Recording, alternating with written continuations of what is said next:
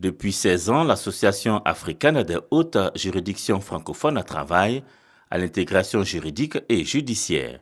L'AAJF, qui a accueilli ce début de semaine, son 36e membre entend célébrer à Abidjan, une fois encore, la coopération juridique et judiciaire pour la consolidation de la démocratie et l'état de droit en Afrique. Notre association s'est régulièrement réunie autour de thèmes aussi intéressants les uns que les autres, entre autres, le contentieux électoral et l'état de droit, le juge suprême et la gestion du contentieux des élections locales, le thème de la présente session, à savoir la problématique du contrôle de constitutionnalité des décisions judiciaires par les juridictions constitutionnelles, présente au moins autant d'intérêt que les précédents.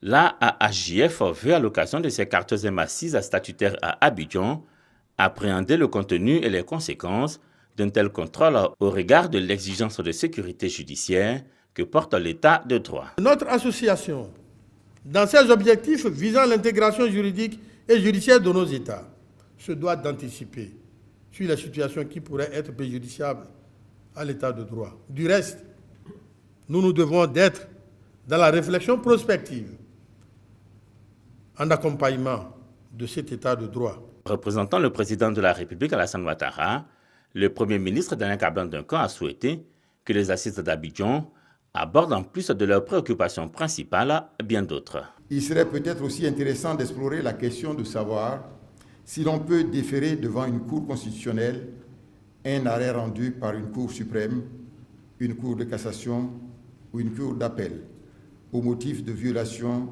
d'une disposition constitutionnelle. Et je voudrais, si vous le permettez pour ma part, souhaiter, en plus de ce qui précède, qu'il soit également possible aux différents niveaux d'intervention juridictionnelle de prendre en compte une préoccupation constante des justiciables en général et des opérateurs économiques en particulier, celle des délais des procès, qu'une bonne partie de nos concitoyens jugent longs, à tort ou à raison. La haute juridiction francophone, créée le 10 novembre 1998, est devenue depuis juillet 2014 l'Association africaine des hautes juridictions francophones. Elle a en son sein des pays lusophones.